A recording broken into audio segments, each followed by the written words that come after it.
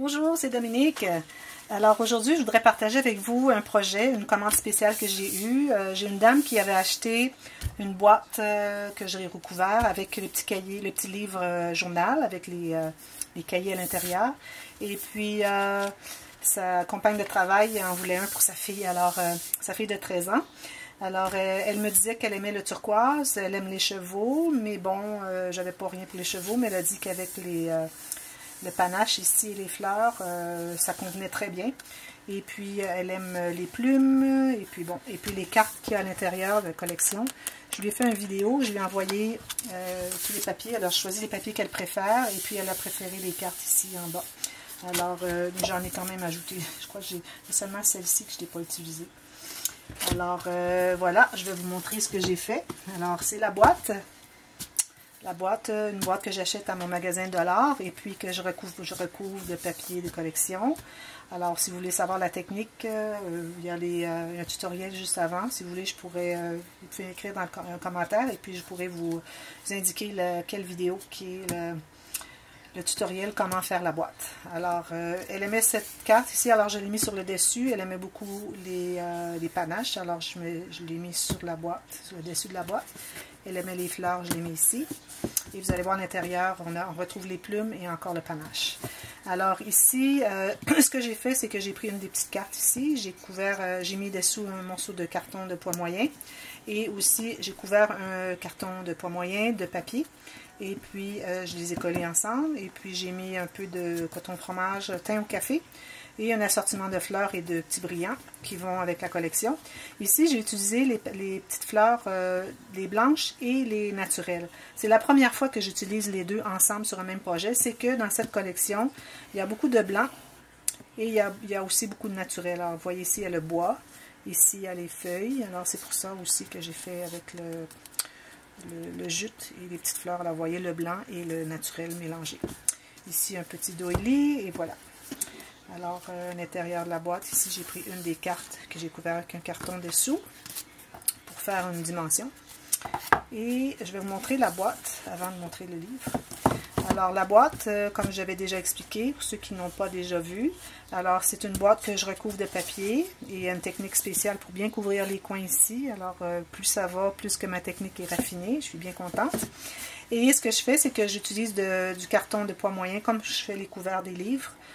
Que je couvre de papier et je cache tous les papiers qui enveloppent la boîte. Alors, c'est tout caché avec ça et en plus, ça donne de la rigidité à la boîte parce que la boîte est loin d'être rigide à ce point au moment où je l'ai achetée. Et puis ici, bon, j'ai utilisé encore une des cartes, celle de mes préférées. J'ai mis un morceau de carton dessous pour faire une dimension et celle-ci, j'ai collé tout simplement au fond. Voilà, c'est la boîte. Et le petit livre. Alors, c'est un livre, elle voulait avoir un livre comme sa consoeur de travail avait acheté. Alors, un livre avec des cahiers à l'intérieur et puis une interaction à l'intérieur des couverts. C'est très, très populaire. Les gens en redemandent. Il faut que j'en fasse toujours. Alors, ici, j'ai utilisé la carte elle était carrée, mais bon, j'ai coupé des angles ici, question de donner un petit intérêt. Et puis, c'était ce qu'elle préférait. J'ai mis un carton dessous pour donner une dimension. Je l'ai collé sur encore un carton, encore de poids moyen couvert de papier, avec encore le coton fromage dessous, quelques fleurs, le blanc et le naturel mélangés, une petite garniture ici de dentelle, et puis derrière, ce sont les plumes, comme ici d'ailleurs. Un petit doily en papier ici. Alors voilà, je vous montre ce qu'il en est. Alors ici, j'ai mis 2 rubans parce que, bon, je voulais vraiment mettre du turquoise. C'est tout ce que j'avais de turquoise dans ma collection, dans ma réserve de matériel. Alors, j'ai mis 2 rubans. Je trouve que ça fait très bien comme ceci. Ah oui, je voulais vous montrer ici aussi, pour la reliure, j'ai mis du jute. Ici, j'ai utilisé la petite épingle de Tim Holtz. J'ai mis 3 rubans. Alors, j'ai mélangé, j'ai voulu mettre du blanc pour un peu contrer le naturel. Et j'ai fait une petite boucle ici avec le raffia pour donner du naturel aussi. Je l'ai collé au fer chaud, alors ça reste là. C'est pas de danger que ça s'enlève de là. Alors, à l'intérieur, alors comme vous voyez, c'est 3 cahiers. Si vous voulez savoir comment les fabriquer, alors encore là, il y a un tutoriel qui est vraiment récent. Si vous regardez juste quelques-uns avant celui-ci, vous allez voir comment fabriquer les cahiers. Et puis, alors j'ai fait une interaction dans les couverts seulement. Alors ici, j'ai fait la filière, alors 2 étages de filière, alors deux enveloppes chacune. Derrière, il y a une carte, alors j'en ai fait une pochette. On peut mettre des photos, un petit peu journaling. Ici, une petite garniture de petits glands comme ceci. Et chaque couvert a une interaction d'une page ici à l'intérieur aussi. Alors, c'est une pochette, c'est-à-dire. Alors ici, j'aurais pu utiliser le turquoise sur toute la carte, mais j'aime bien avoir une petite bordure qui rappelle la collection de papier. Alors, c'est ce que j'ai fait. Et puis aussi, ici, j'avais utilisé une des cartes de la collection, mais elle n'était pas assez large pour couvrir toute la filière, toute l'enveloppe. Alors, j'en ai fait une pochette, et puis j'ai tout simplement coupé une bande de la bonne largeur, mais un peu plus longue, et je l'ai insérée et j'ai collé au bord. Alors, ça cache les coutures à l'intérieur, et puis ça donne une bonne pochette pour mettre des petits objets, pas des objets, mais des petites cartes, des petites photos. Alors ici, j'ai les 3 cahiers. Ici, elle est au couvert arrière. Alors, j'ai fait des petits endroits ici qu'on peut mettre des petites choses en serre, des petites photos, des petits billets, quelque chose qu'on veut.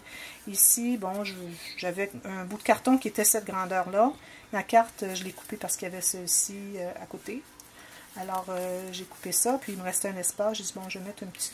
J'aime ça avoir une petite bordure de quelque chose d'autre. Ça donne un petit intérêt de plus. Ici, j'ai une fermeture avec aimant. Alors, ça s'ouvre comme ceci. Ici, j'avais fait une page. J'avais déjà arrondi les coins. Et j'ai décidé que je faisais une pochette parce que je voulais ajouter des plumes. Parce qu'on les retrouve au début, mais on n'en retrouve pas ailleurs. Alors, je l'ai ajouté à part ici. Mais je voulais ajouter des plumes. Alors, je vais faire une pochette. Alors, ici, la technique que j'ai utilisée, c'est qu'une fois que ma page était faite, je n'avais pas maté encore avec le papier. Alors, j'ai fait une pochette.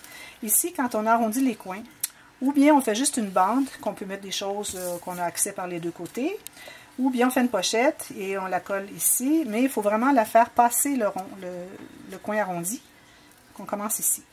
Et puis, ça donne l'occasion de mettre une petite bande, une petite bordure du même papier qu'ici. Pour un petit peu agrémenter. J'aurais pu arrondir les coins de la pochette, mais bon, j'ai voulu ajouter ici. Je trouvais que ça faisait plus joli que juste une pochette au côté. Je pense que dorénavant, si j'y pense, parfois je dis, bon, dorénavant, je ferai telle technique, mais je l'oublie avec le temps. Mais j'aime bien avoir les pochettes qui ne sont pas tout à fait au bord de la page, mais que je remets une petite bande ici. Je trouve que ça ajoute beaucoup. Celle-ci était une carte. C'était une de mes préférées. Celle-ci et celle-ci, c'était mes préférées. Et puis, alors j'ai dit, bon, je vais faire une petite carte et puis on va pouvoir la mettre dans la pochette. C'était juste le bon format, justement, pour entrer ici. Ici, j'ai fait encore la pochette. Alors, la page est une pochette, la même carte qu'au devant, au couvert avant. Et puis, j'ai fait une cascade animée, une cascade interactive, comme dit. Moi, je l'avais baptisée cascade animée, mais le vrai terme est cascade interactive, qu'on me dit.